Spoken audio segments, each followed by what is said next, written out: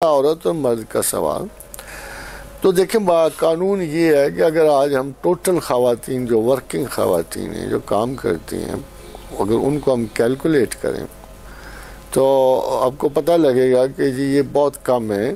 اگر 6 ارب میں سے اگر ہم فرض کرو برابر بانٹ دیں 3.5 ارب بھی اگر عورت ہے تو 3.5 ارب عورت ورکنگ وومن نہیں ہے بلکہ یورپ کی اور ہمارے اپنے ملک کی بھی اپنی استعداد نوٹ کر لیا جائے تو بمشکل ہمیں اس کا یعنی 5% جو ہے وہ ورکنگ وومن ہے.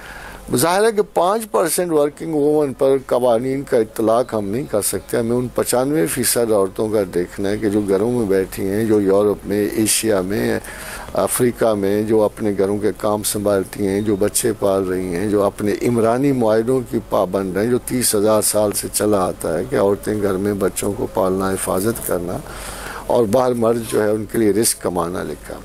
جب یہ ایوریج الٹ جاتی ہے اور عورت کمانے پہ آ جاتی ہے تو پھر اس کے پاس چوائسز چلے جاتے ہیں. وَلِلرِّجَالِ عَلَيْهِنَّ دَرَجَہ جو ہے اس کو ایک پیٹرن ہوتا ہے. اس پیٹرن میں ہم یہ دیکھتے ہیں کہ جو عورت انڈیپینڈنٹ ہوگی جو اپنا رزق خود کما رہی ہے اس کا یہ حق ہے کہ وہ ڈیسیشن کرے. تو جو تخلیق کر رہا ہے وہی امر کا وہی حکم دینے کا مجاز بھی ہوتا ہے. جیسے اللہ کہتا ہے اَلَا لَهُ الْخَلْقُ وَالْأَمْرُ میں ہی اگر تخلیق کر رہا ہوں تو میں ہی حکم دینے کا مجاز ہوں. اگر ایک عورت ہی گھر میں سارے مراحل طے کر رہی ہے رزق بھی وہ کما رہی ہے بچے بھی پال رہی ہے خامند کو بھی اسسٹ کر رہی ہے تو پھر اسی کو مجاز ہے کہ وہ حکم بھی چلائے. اس لیے جو یہ ہم ڈسپیرٹی دیکھتے ہیں یہ صرف اس وجہ سے کہ جب عورتیں کمائیں گی جب وہ خود مختار ہوں گی جب وہ اپنی ذمہ داریاں یا اپنے بچوں کی لے لیں گی تو وہ پھر اس درجے سے نکل جاتی ہیں جو عمومی درجہ ہوتا ہے. وہاں مرد اور عورت یقیناً ایک برابری کا رتبہ ضرور رکھیں گے. ایک دفعہ ایک سوال مجھے کراچی میں کسی خاتون نے پوچھا تھا کہ مرد بہتر ہے یا عورت بہتر ہے who is more superior. تو میں اپنے آنیسٹلی سمجھتا ہوں کہ اللہ کی اس آیت کا مطلب سپیریورٹی میں نہیں ہے بلکہ یہ ہے کہ ایک درجہ ہے ان کو. وہ جو مرد کو درجہ حاصل ہے وہ obviously وہ درجہ ہے جو وہ کماتا ہے وہ رزق بناتا ہے یا اس کو حاصل کرنے کی کوشش کرتا ہے وہ گھر کا بندوبست کرتا ہے وہ بچے پالنے کی فکر میں لگا ہوا ہوتا ہے. تو یہ درجہ مرد کو قریباً اس وقت بھی 90% دنیا میں یہ اس کو حاصل ہے.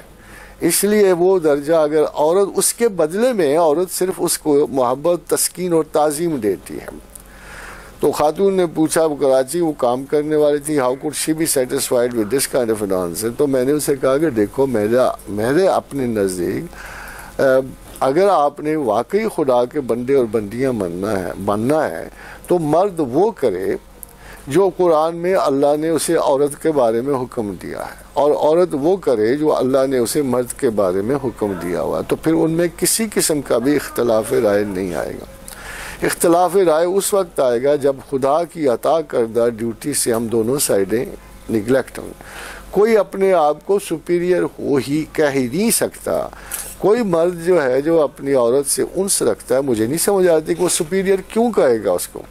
اور ایسے بھی رواجن آج کے زمانے بھی دیکھ لیجئے کہ جب کوئی لڑکا جو ہے کسی لڑکی سے انس رکھتا ہے تو وہ کمتری اور بہتری کے بیس پہ نہیں رکھتا بلکہ اصول تو یہ ہے کہ شاعری کی کتابیں بڑھی ہیں جہاں انہوں نے ان خواتین سے جن سے محبت شروع کی ان کو تو انہوں نے دیویاں آسمان اور چاند اور سورج میں بٹھایا ہوا ہے اور آپ ان کے پاؤں میں اور ان کی گرد پا کو چومتے پھرتے ہیں.